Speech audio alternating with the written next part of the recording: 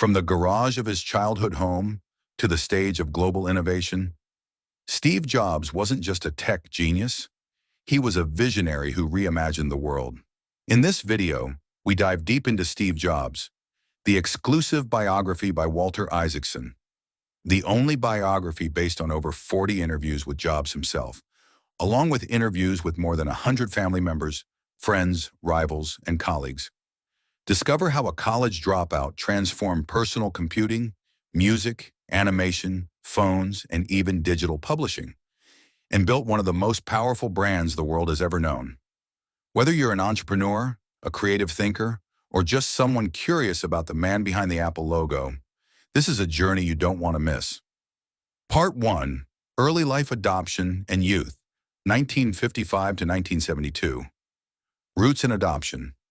Steve Jobs was born on February 24, 1955, in San Francisco, California, to Joanne Schiebel, a young college student from Wisconsin, and Abdul Fattah Jandali, a Syrian immigrant and political science professor. Despite their love for each other, Joanne's parents disapproved of her relationship with a Muslim, forcing her to place her newborn son for adoption.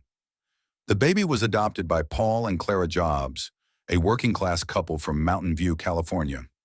Paul was a machinist and a Coast Guard veteran, and Clara was an accountant. Though they were not wealthy or formally educated, they provided a stable and loving home.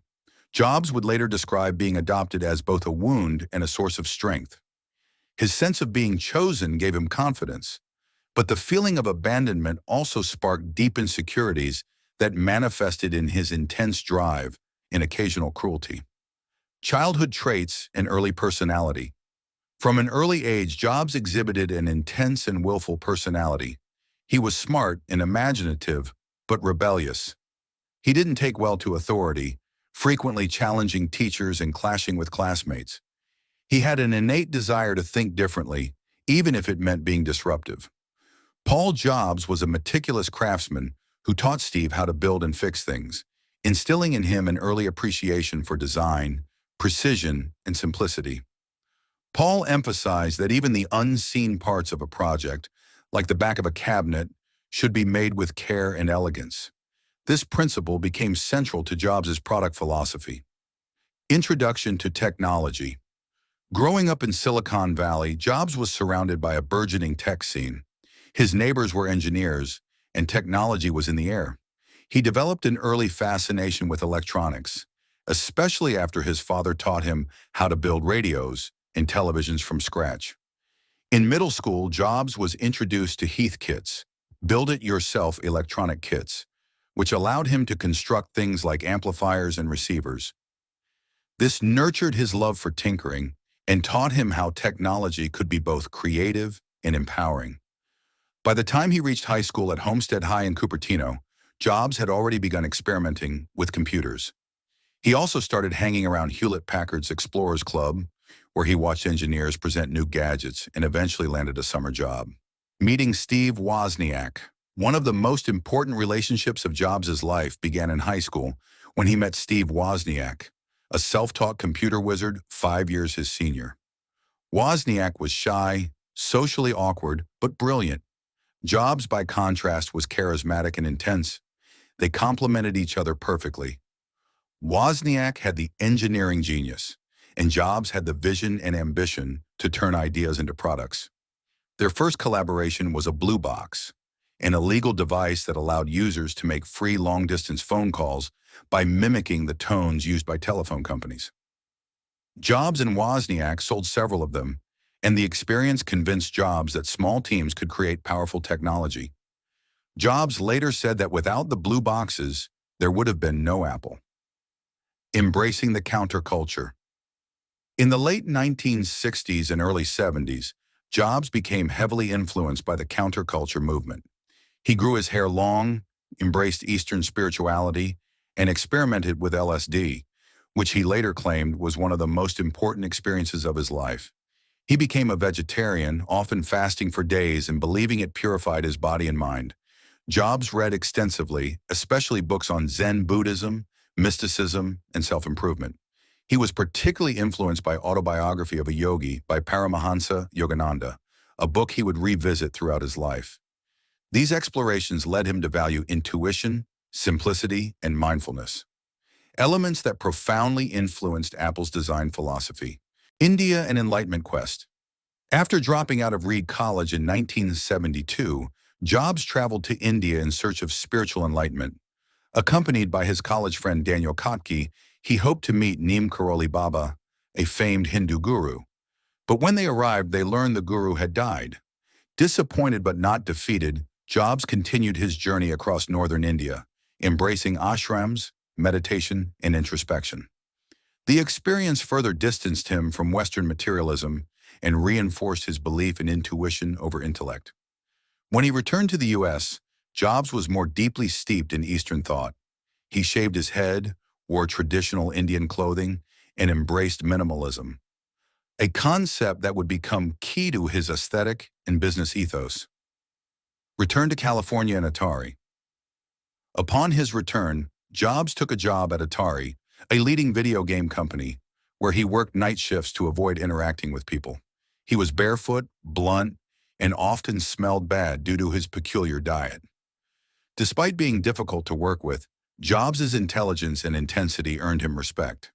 At Atari, he was tasked with designing a circuit board for the game Breakout. Knowing Wozniak's talent, Jobs convinced him to build it. Wozniak delivered a brilliant minimalist design using far fewer chips than expected. Jobs split the payment from Atari but did not tell Wozniak the full amount, an early sign of his sometimes exploitative behavior. College dropout and creative instincts. Though he had formally dropped out of Reed College, Jobs continued auditing classes, particularly in calligraphy. This seemingly obscure subject later had a massive influence on the typography of the Macintosh computer. Jobs believed in following passions even when their utility wasn't immediately clear. Another theme of his life. Jobs' education wasn't traditional, but it was deeply interdisciplinary. He fused technology with design, aesthetics with function, and science with art, a rare and potent combination. Formative philosophies and beliefs. Even at a young age, Steve Jobs formed strong philosophical convictions. Intuition is more powerful than intellect.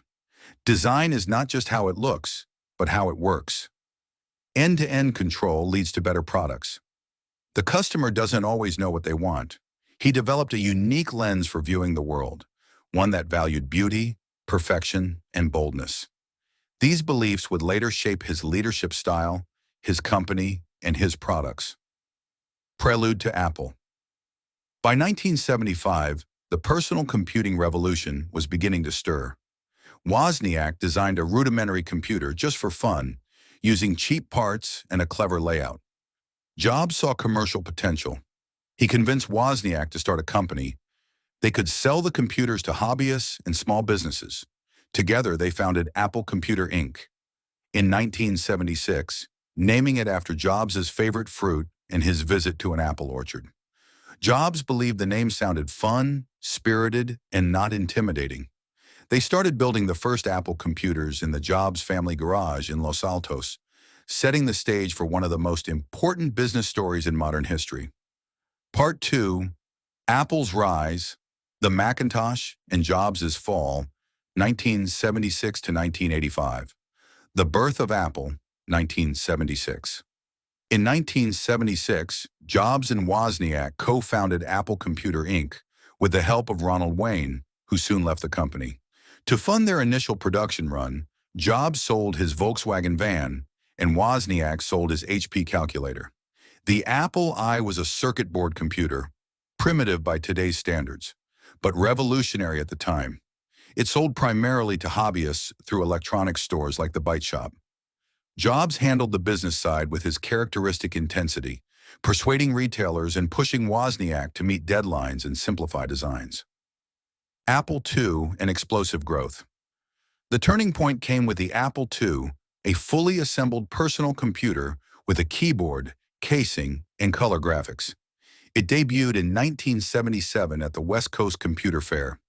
The design, largely by Wozniak, was sleek and consumer-friendly, and Jobs insisted it look beautiful inside and out. The Apple II was a huge success, propelling Apple from a garage startup to a fast-growing business. With the Apple II and later models, Apple helped ignite the personal computing revolution. That same year, Mike Markkula, a wealthy former Intel executive, joined Apple as an investor and mentor. He wrote Apple's first business plan and emphasized marketing, positioning Apple as a consumer brand rather than a geeky tool for hobbyists. Apple goes public, 1980. In 1980, Apple went public. Its IPO was one of the most successful in history at the time, making Jobs, just 25 years old, a multimillionaire. He was worth over $200 million on paper. Jobs, however, remained restless and driven. He was already looking for the next breakthrough. Despite the Apple II's success, he feared Apple could be disrupted by new technologies. That fear and ambition drove him to launch two major internal projects, the Apple Lisa and the Macintosh. The Lisa and Management Challenges. The Lisa project, named after Jobs' daughter, though he denied paternity at the time, aimed to create a user-friendly computer with a graphical user interface GUI, inspired by what Jobs saw during a visit to Xerox PARC. However, Jobs was eventually forced off the Lisa team by Apple's management because of his volatile behavior and perfectionism. He berated employees, created chaos, and was impossible to manage. Jobs was undeterred. He redirected his focus to another project, Macintosh, a smaller, more affordable computer, also based on GUI. The Macintosh project begins. Jobs took over the Macintosh team in 1981, treating it like a pirate ship within Apple. He handpicked a group of engineers and designers who would work in secrecy and under extreme pressure. They adopted the motto, "It's better to be a pirate than to join the Navy." Jobs' management style became more extreme. He pushed people beyond their limits, constantly demanding insanely great results. He divided the world into geniuses and bozos, and he often reduced people to tears with his criticism. Yet he also inspired loyalty. Many on the team felt they were part of a historic mission. The reality distortion field. Jobs developed what colleagues called the reality distortion field. His uncanny ability to bend reality through charisma, confidence, and persistence. He often denied what was physically or financially possible and demanded the impossible. Surprisingly, this approach worked more often than not. Engineers who said something would take weeks found themselves doing it in days. His intense belief in the outcome made others believe too. However, this intensity came at a cost: fractured relationships, burnout, and a reputation for being unreasonable and cruel. Design obsession. The Macintosh was designed to be a work of art. Jobs obsessed over every detail: the sound it made when it started, the curve of the corners, the way the circuit board looked.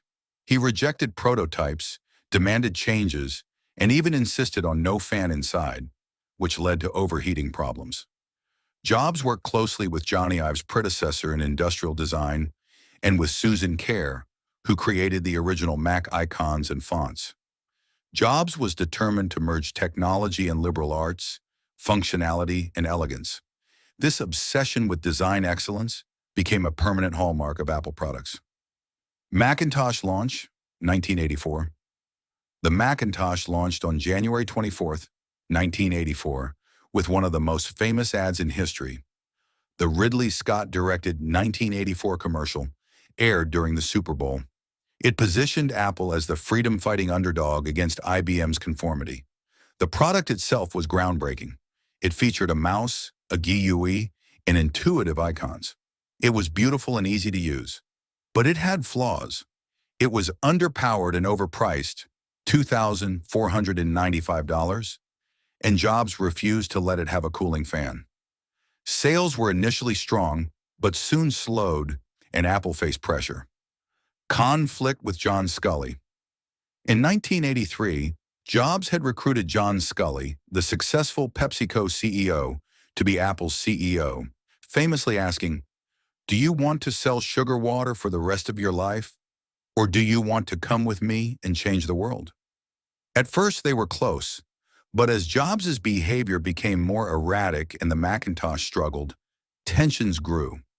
Sculley believed Jobs wasn't ready to lead and needed to be reined in. In 1985, a showdown occurred. Scully asked the board to choose between him and Jobs. The board sided with Scully, and Jobs was stripped of his responsibilities.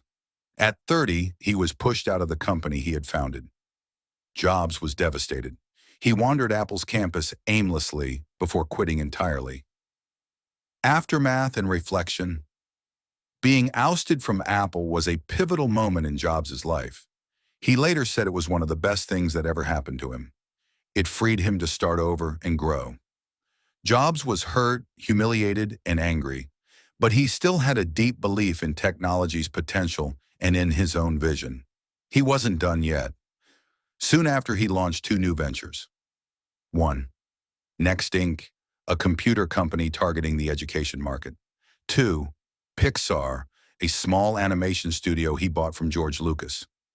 Jobs was now entering his second act, where he would learn from past failures, evolve as a leader, and set the stage for an even greater comeback. Part 3. NeXT, Pixar, and the Road Back to Apple, 1985 to 1997. Founding NeXT Inc., 1985. After his ouster from Apple, Jobs didn't waste time. He channeled his pain and anger into a new company, NeXT Inc., founded in late 1985. He wanted to build a computer for higher education and research, one that would be as beautifully designed as it was powerful. Jobs recruited some of his best talent from Apple, including Avi Tevanian and Joanna Hoffman, and set about building an entirely new machine from scratch. NeXT's mission was bold: to create a revolutionary workstation with superior software, beautiful hardware, and a Unix-based operating system. As with Apple, Jobs insisted on perfection, from the cube-shaped magnesium case to the laser printing typography. The NeXT computer and high standards. The NeXT computer, released in 1988, was a technological marvel. It had advanced features like a magneto-optical disk drive, object-oriented programming, and NeXTSTEP, a cutting-edge operating system. But the machine was too expensive, around $10,000, and impractical for most schools. It failed commercially, selling only about 50,000 units. Nevertheless, NeXT had long-term impact. NeXTSTEP later became the foundation for Mac OS, iOS, and Apple's future software ecosystem. And Jobs' leadership at NeXT taught him valuable lessons in humility, collaboration, and product development. He learned, for example, to delegate better, value teams more, and refine his presentation skills. Buying Pixar, 1986. In 1986, Jobs bought the graphics group, a small division of Lucasfilm, for $10 million. He renamed it Pixar. At first, Pixar was a hardware company, selling the Pixar image computer to research and medical institutions. But the real talent at Pixar lay in its animation division, led by Ed Catmull and John Lasseter. They were pioneers in computer-generated animation and were developing short films to showcase their capabilities. Jobs didn't fully grasp animation's potential at first. Pixar lost money for years, and he considered selling it multiple times. Toy Story and the Birth of a Giant. Everything changed in the early 1990s when Pixar partnered with Disney to make a full-length feature film using CGI Toy Story. Released in 1995, it was the first ever fully computer-animated movie, and a massive critical and commercial success. Jobs realized he wasn't just funding a technology company. He was the owner of a movie studio with storytelling genius. He took Pixar public shortly after Toy Story's release. The IPO was a smashing success, making Jobs a billionaire. His net worth soared to over $1.2 billion, making him richer than during his time at Apple. Pixar became a cultural powerhouse, releasing hits like A Bug's Life, Monsters, Inc., and Finding Nemo. Jobs was now a Hollywood mogul, though he mostly stayed behind the scenes, letting Catmull and Lasseter run creative operations. Evolution as a leader. During this period, Jobs began to mature. His abrasive style softened. His experiences at NeXT and Pixar taught him the importance of patience, teamwork, and trust. At NeXT, his ego had led to poor commercial results. At Pixar, he saw that giving creative freedom to others produced brilliant outcomes. He also changed personally. He married Lorene Powell in 1991, with whom he would have 3 children. He began focusing more on family, stability, and legacy. Despite success outside Apple, Jobs never stopped thinking about the company he founded. He remained emotionally connected, watching its decline from afar. Apple's decline. Meanwhile, Apple was faltering. After Jobs' departure, the company lost its edge. CEO John Sculley introduced the Newton, a failed PDA, and Apple's product line grew bloated and unfocused. In 1993, Sculley was ousted. His successors, Michael Spindler and later Gil Amelio, failed to reverse Apple's decline. By 1996, the company was hemorrhaging money, losing market share to Microsoft and floundering without vision. Apple desperately needed a modern operating system to replace its aging Mac OS. Amelio looked into various options and eventually decided to buy one. Next step. Apple acquires NeXT, 1996. In a dramatic twist of fate, Apple bought NeXT in 1996 for $429 million, bringing Steve Jobs back into the company. At first, he returned in an advisory role, but he quickly began asserting influence. He tore into product lines, challenged management, and reconnected with Apple's designers, especially Johnny Ive, whose aesthetic sensibilities matched Jobs' own. In 1997, after Gil Amelio's leadership faltered, Jobs maneuvered himself back into power. The board named him interim CEO, a title he jokingly referred to as a ICEO. He would soon drop the interim and begin one of the greatest comebacks in corporate history. Immediate reforms and drastic changes. Upon his return, Jobs moved with characteristic urgency. He slashed the product line from dozens of models to just 4, desktop and portable versions for both consumers and professionals, fired underperforming managers and reshaped the executive team, shut down projects he deemed unnecessary, including the Newton. He brought clarity and focus, asking employees, "What are the 10 things we should be doing?" Take out the bottom 7. Jobs also struck a surprising deal with Microsoft. Bill Gates agreed to invest $150 million in Apple and continue developing Microsoft Office for Mac. The audience booed when Jobs announced it at Macworld, but it was a practical move that bought Apple time and confidence. The birth of the Think Different campaign. To reintroduce Apple's brand to the world, Jobs worked with advertising agency TBWHD to create a bold campaign, Think Different.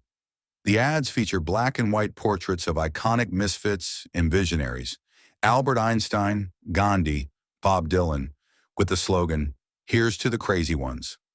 It wasn't about products, it was about identity. Apple was not just a tech company, it was a beacon for creatives, rebels, and visionaries. The campaign reignited Apple's cultural relevance and defined its brand for the next decade. Return of the product genius now. Back in control, Jobs turned his attention to product design.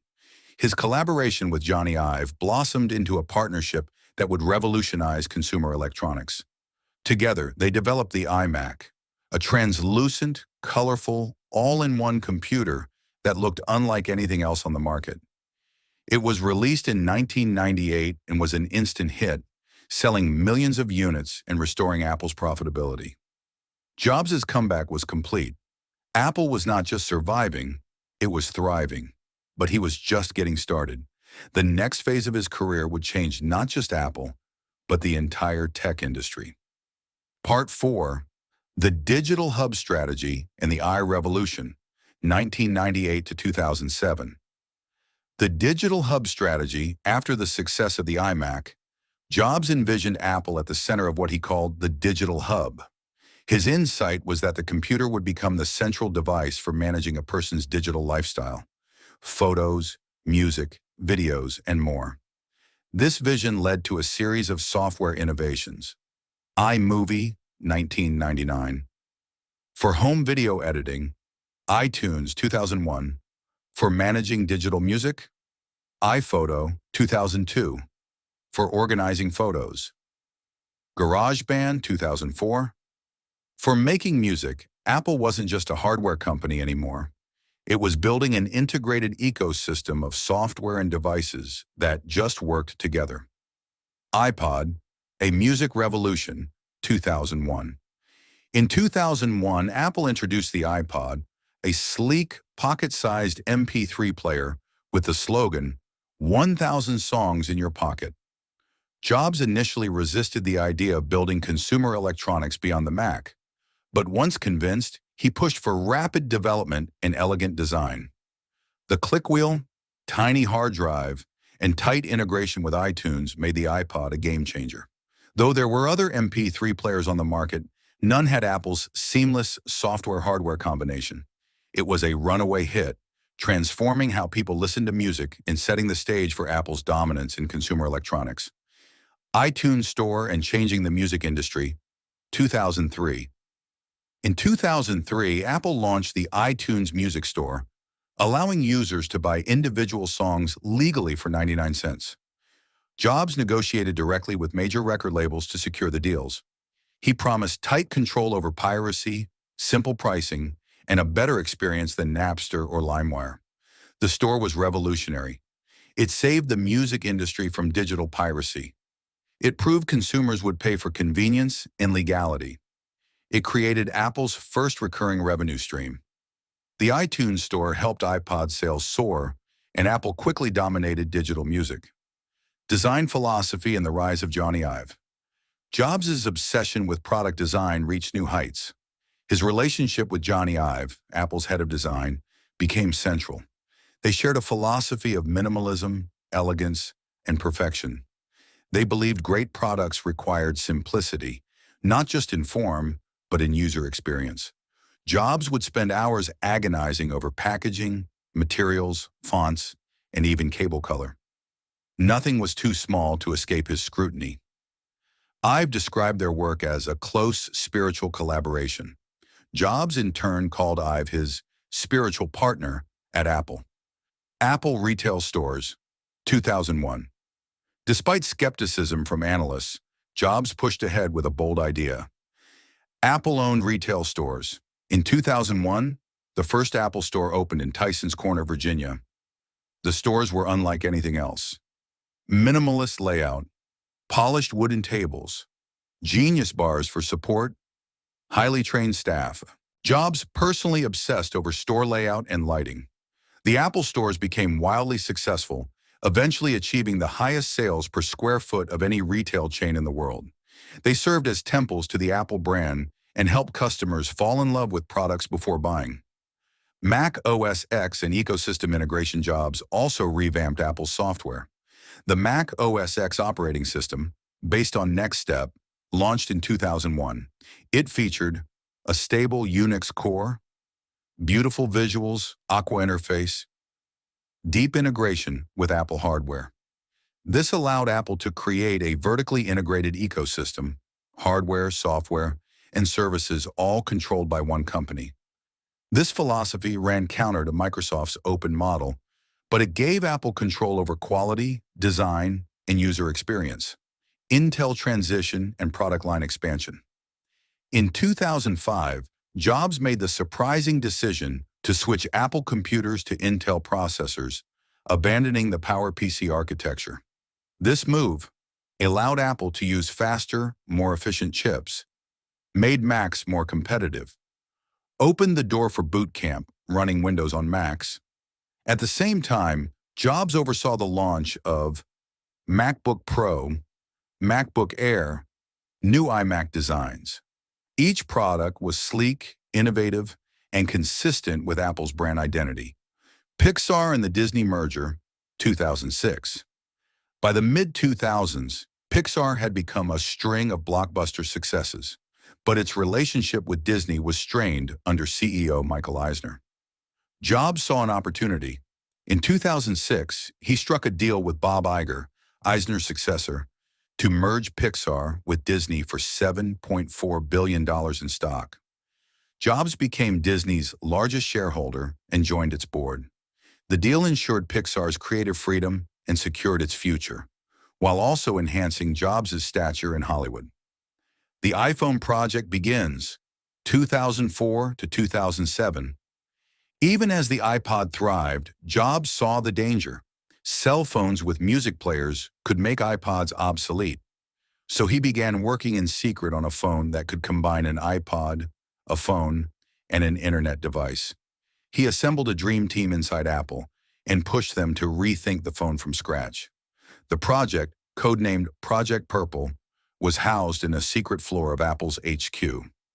Jobs drove the team with his usual intensity, demanding a multi-touch interface, no physical keyboard, and seamless design. The iPhone launch, 2007.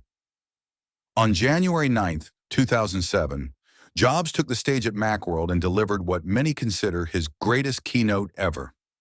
He unveiled the iPhone as three devices in one: an iPod, a phone, and an internet communicator. The audience erupted in applause. Jobs had just introduced a product that would redefine phones, mobile computing, the tech industry. The first iPhone launched in June 2007. Though expensive and initially exclusive to AT&T, it was a breakthrough. It featured a large multi-touch screen, visual voicemail, Safari mobile browser, iPod functionality. It quickly became Apple's most important product and transformed the way people lived and communicated. Part 5. The iPad, Final Years, and Steve Jobs' Legacy, 2007 to 2011. The App Store and iPhone ecosystem, 2008 to 2009. Though the first iPhone was revolutionary, its true potential wasn't unlocked until 2008, when Apple introduced the App Store. Now, third-party developers could build applications, and users could download them with a tap. The App Store exploded in popularity with over 10 million downloads in the first weekend, enabled the rise of Uber, Instagram, WhatsApp, and more. Created a new economy for developers and entrepreneurs. Jobs initially hesitated to allow third-party apps, fearing poor quality or viruses, but eventually relented on his own terms. Apps had to be vetted and approved by Apple, maintaining control over the experience. This cemented Apple's walled garden ecosystem, where Apple owned the entire stack: hardware, software, and content. The iPad and the post-PC era, 2010. Even while the iPhone was dominating, Jobs was already looking beyond it. He had long dreamed of a tablet computer. In January 2010, he introduced the iPad, a sleek device with a 9.7-inch touchscreen designed for reading, browsing, watching videos. Playing games, critics scoffed at it as a big iPhone, but Jobs knew better. The iPad, sold over 3 million units in 80 days, sparked the tablet revolution, changed how people consume media and use computers. It was also the culmination of Jobs' post-PC vision, a future where people relied less on traditional computers and more on touch-based, portable devices. Personal life and family. During these final years, Jobs became more reflective. His wife, Lorene Powell Jobs, remained his emotional anchor. They lived a relatively quiet life in Palo Alto with their 3 children, Reed, Aaron, and Eve. Jobs also reconnected more deeply with Lisa, his daughter from his relationship with Chrisanne Brennan. Their relationship had been rocky, but it gradually improved. Still, Jobs was a difficult and often distant father. He could be loving one moment and cold the next. His children later described him as inspirational but emotionally complicated. Cancer diagnosis and secrecy, 2003 to 2009. In 2003, Jobs was diagnosed with a rare form of pancreatic cancer, an islet cell neuroendocrine tumor. Shockingly, he delayed surgery for 9 months, opting instead for alternative treatments like acupuncture, special diets, and spiritual cleansing. Friends and family were frustrated. Doctors warned him the tumor could spread, and eventually it did. He finally had surgery in 2004, followed by a liver transplant in 2009. Throughout his illness, Jobs remained intensely private, refusing to disclose details even to shareholders. His health became the subject of intense speculation. His obsession with control extended to his own mortality. final product launches and farewell keynotes. Even while battling cancer, Jobs remained deeply involved in Apple's product development. He oversaw the iPhone 4 and its new design, launched the iPad 2, introduced FaceTime, Retina displays, and iCloud. He gave some of his most poignant keynotes during this time, including his 2011 WWDC appearance, where he looked visibly frail. In one of his last major acts, he unveiled Apple's new campus, Apple Park, a massive ring-shaped headquarters he referred to as a spaceship. He designed every detail, down to the stone for the walkways. It was to be his final gift to Apple.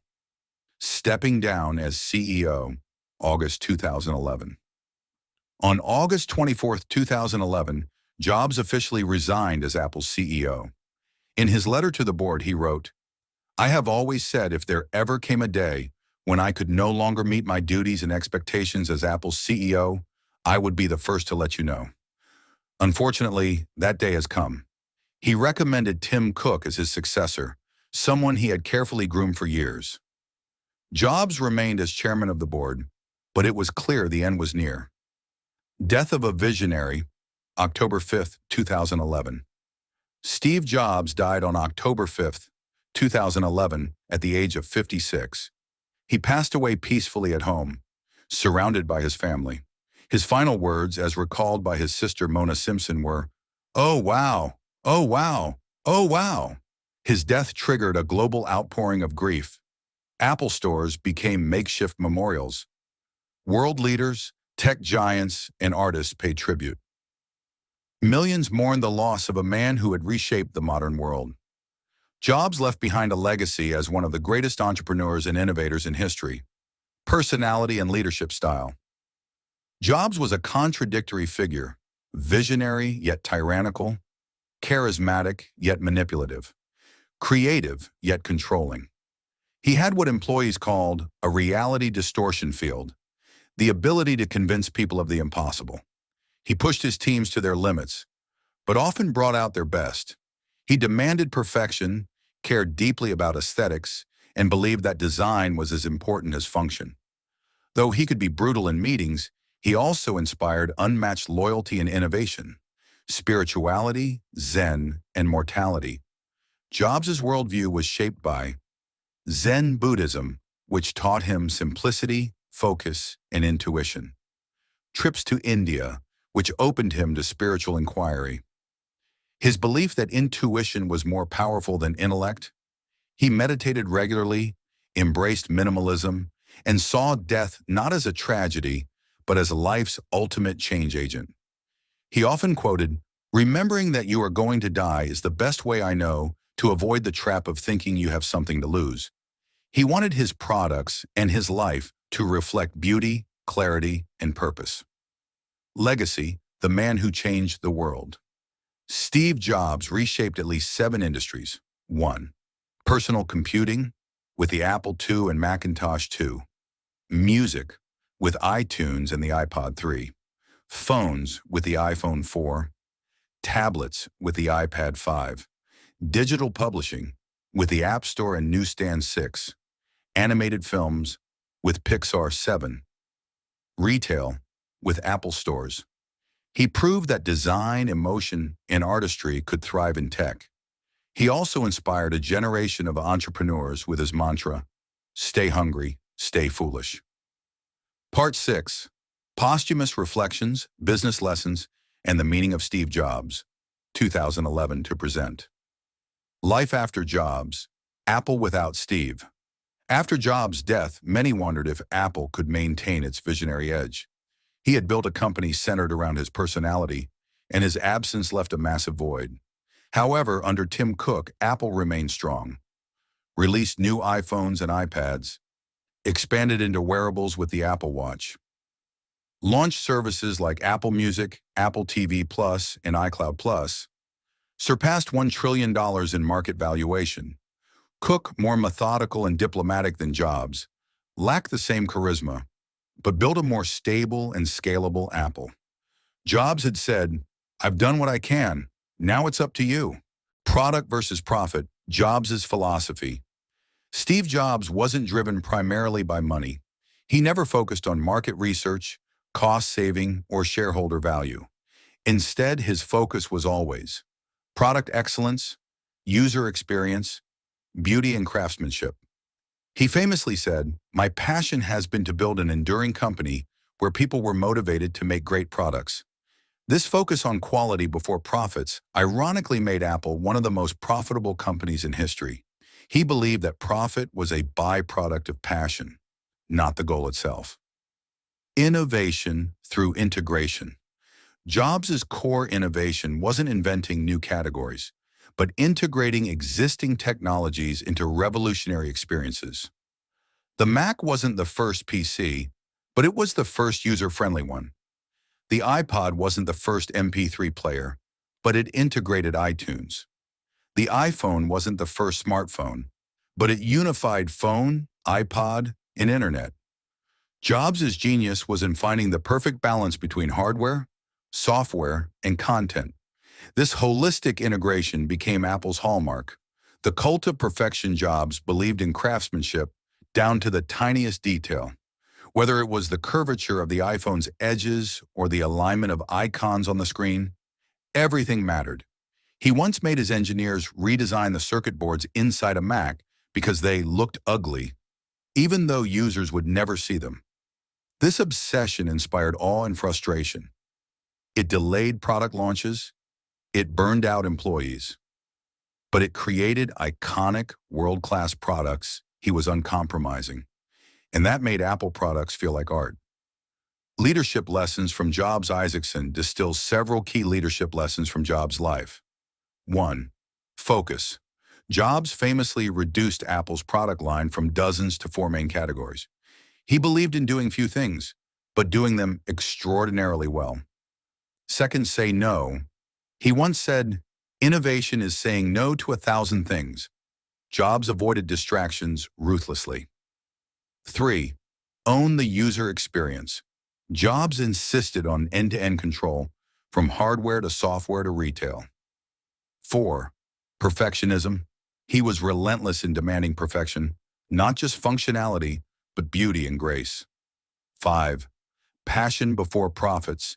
He wanted to enchant customers, not just sell to them. 6. Reality distortion. Jobs bent reality, not just by pushing others, but by believing the impossible was achievable.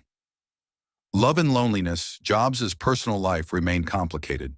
He could be a caring father, but also distant and volatile. He could inspire people, but also alienate them. His wife, Lorene, described him as not saintly, but intensely loyal and deeply sensitive. He was often alone, even when surrounded by admirers. He struggled with intimacy, vulnerability, and human connection, traits shaped by early abandonment, adoption, and a deep sense of being different. Jobs' emotional depth was profound, but often hidden behind a veneer of intensity and control. Zen mindset and simplicity. Jobs was profoundly influenced by Zen Buddhism. He practiced mindfulness and simplicity, embraced the power of intuition, believed in removing clutter to reveal truth. This philosophy shaped Apple products: minimal interfaces, clean lines, one button instead of many. Jobs once said, "Simplicity is the ultimate sophistication." This wasn't just aesthetic, it was spiritual. His products were designed to reduce friction, focus attention, and elevate experience. The power of storytelling. Jobs was not just an inventor, he was a master storyteller. Every product launch was a narrative, a problem to solve, a villain, competitors, a hero, Apple, a magical solution, the product. His keynotes were legendary. He rehearsed obsessively, planned every word, and delivered with clarity and drama. Jobs didn't just build products, he told stories that moved people. The Isaacson Biography, Why Steve Wanted It. Jobs chose Walter Isaacson to write this biography because he wanted a complete portrait: the good, the bad, the ugly. He didn't ask for editorial control. He knew it would include his temper tantrums, his mistreatment of employees, his flaws as a father and friend, But he wanted truth. He once said, "I want my kids to know me. I wasn't always there for them, and I want them to understand why and to remember what I did." This biography was his final act of transparency. Steve Jobs' enduring legacy. Jobs' legacy endures not just in products, but in philosophy. Think different. Follow your intuition. Pursue excellence. Marry technology with the humanities. Put a dent in the universe. He changed the way we communicate, work, listen to music, read, watch movies, connect with each other. He showed that greatness comes from vision, passion, and relentless drive. Not perfection, but the pursuit of it. Jobs once said, "We're here to make a little dent in the universe.